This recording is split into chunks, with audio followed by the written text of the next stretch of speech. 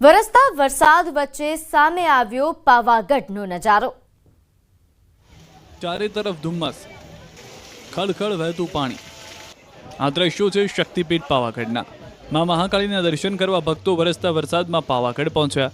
યાત્રાધામ પાવાગઢમાં વરસાદી માહોલ છવાયો છે। વહેલી સવારથી મેઘરાજાનું હળવા અને ભારે સ્વરૂપે આગમન ચાલી રહ્યું હતું। વરસાદી માહોલ વચ્ચે પાવાગઢમાં હિલ સ્ટેશન જેવું આહલાદક વાતાવરણ જોવા મળ્યું।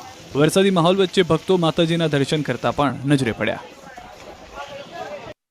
તો મધ્યપ્રદેશના ધારના तिरला डेवलपमेंट ब्लॉकના સેમલીપુરા ગામ પાસે કાર તણાઈ।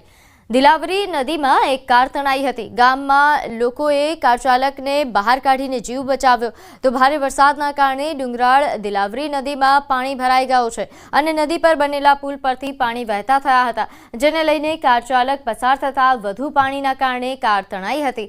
એસડીઆરએફ ટીમ ઘટના સ્થળે પહોંચી અને ગ્રામજનોની મદદથી કારને બહાર કાઢી। તો મધ્યપ્રદેશના પ્રવાસન સ્થળ એવા ટુંડા ભરકામાં યુવાન પાણીના પ્રવાહમાં તણાયો। પાણીનો પ્રવાહ વધતા સ્નાન કરી રહેલો યુવક તણાયો હતો। પ્રવાસીઓની સતર્કતાના કારણે લોકોએ તેનું રેસ્ક્યુ કરી જીવ બચાવ્યો।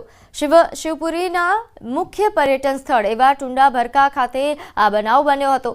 હાલ આ સ્થળે જવા પર પ્રતિબંધ છે। તો હવે નજર કરીએ અન્ય સમાચારો પર। તો વડોદરાના સાવલીના મોક્ષી ગામ નજીક ગોઝારો અકસ્માત સર્જાયો। ડામર કંપનીના ટેન્કરમાં વિસ્ફોટ બાદ આગ લાગી। ટેન્કર ચાલક, ક્લીનર અને શ્રમિક સહિત 3ના મોત નિપજ્યા છે। ટેન્કરમાં ડામર જામ થતાં તેને ગરમ કરીને બહાર કાઢવાની પ્રક્રિયા ચાલી રહી હતી। ગરમી આપતી વખતે ટેન્કરનું ઢાંકણું ખોલવાનું રહી જતા ગેસનું પ્રેશર વધ્યું હતું અને જે બાદ ટેન્કરમાં બ્લાસ્ટ થયો અને આગ લાગી હતી, જેમાં 3 લોકોના મોત છે।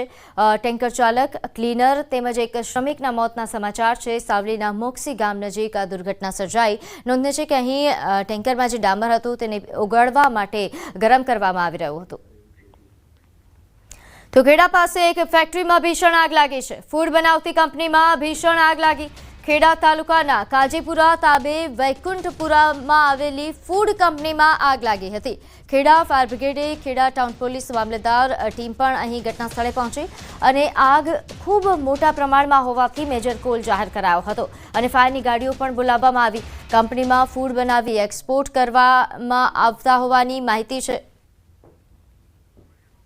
તો ફૂડ બનાવતી કંપનીમાં ભીષણ આગ લાગી। આ ભીષણ આગ હોવાથી મોટી સંખ્યામાં ફાયરની ગાડીઓ પહોંચી અને કાજીપુરા તાબે જ્યાં બનાવ બન્યો છે ત્યાં આગ બુઝાવવા માટે કામગીરી હાથ ધરાઈ। તો આ તરફ સુરતમાં શિકારી દીપડો એ ખુદ શિકાર બની ગયો। જે પાંજરામાં દીપડો શિકાર કરવા ગયો એ જ પાંજરામાં ટ્રેપ થઈ ગયો।